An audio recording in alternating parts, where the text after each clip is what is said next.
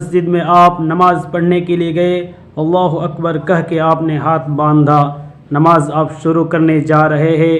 اللہ کے پیارے نبی فرماتے ہیں صلو کما رأیتمونی اصلی، نماز ویسے پڑھو جیسے اپنے نبی کو تم نے نماز پڑھتے ہوئے دیکھا ہے۔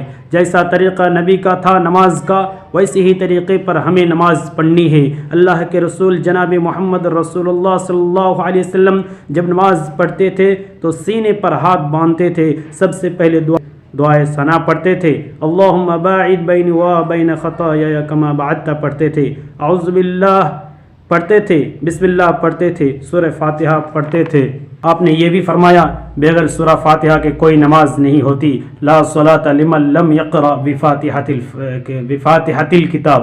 آپ نے یہ بھی فرمایا جو سورہ فاتحہ نہ پڑھے فیہ خداج، اس کی نماز ادھوری ہے، اس کی نماز ادھوری ہے، اس کی نماز پوری نہیں ہے، اس کی نماز کمپلیٹ نہیں ہے۔ اس کے بعد اللہ کے پیارے نبی صلی اللہ علیہ وسلم کوئی اور سورت پڑھتے، پھر آپ رکوع میں جاتے اور رکوع میں جانے کے پہلے رفع یدین کرتے، اپنے دونوں ہاتھوں کو اٹھاتے کاندھوں تک، رکوع میں اب جاتے، آپ کی پیٹ آپ کا سر بالکل برابر ہوتا اور آپ اطمینان سے آپ رکوع کرتے اور اپنے دونوں ہاتھوں سے اپنے گھٹنوں کو مضبوطی سے پکڑ کر کے آپ رکوع کرتے۔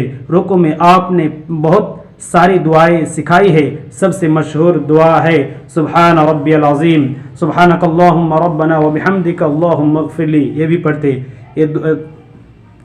یہ سب دعائیں کم سے کم 3 بار پڑھنی چاہیے، اللہ کے رسول پڑھتے تھے۔ رکوع میں اٹھنے کے بعد آپ سیدھے کھڑے ہوتے، رفع یدین کرتے، اپنے ہاتھوں کو کاندھوں تک اٹھاتے، سمع اللہ لمن حمدہ کہتے، ربنا ولک الحمد حمدا کثیرا طیبا مبارکا فیہ پڑھتے۔ آپ اطمینان سے کھڑے ہوتے، اس کے بعد آپ سجدہ کرتے، سجدے میں جاتے وقت پہلے اپنے ہاتھوں کو زمین پر رکھتے اور گھٹنوں کو بعد میں رکھتے تھے۔ سجدے میں کم سے کم 7 چیزیں زمین کے اوپر اللہ کے پیارے نبی رکھتے تھے، اپنی پیشانی کو زمین پر رکھتے تھے، اپنی ناک کو زمین پر رکھتے تھے، پیشانی اور ناک دونوں کو ایک ہی مانتے تھے۔ آپ صلی اللہ علیہ وسلم دونوں ہاتھوں کو زمین پر رکھتے، دونوں گھٹنوں کو زمین پر رکھتے تھے اور دونوں پیر کو زمین پر رکھتے تھے اور پیروں کی انگلی کو موڑ کر کے ان کا رخ قبلہ کی طرف کر لیتے تھے اور آپ اطمینان سے سجدہ کرتے۔ سجدے میں آپ نے کہنوں کو زمین پر بچھانے سے منع کیا ہے اور آپ نے فرمایا کتے کی طرح ہاتھوں کو سجدے میں زمین پر بچھا کر کے سجدہ نہ کرو۔ مرد کا بھی یہی طریقہ ہے اور عورت کا بھی یہی طریقہ ہے، عورت بھی سجدہ ایسے ہی کرے گی جیسے مرد کرتا تھا۔ کوئی بھی صحیح حدیث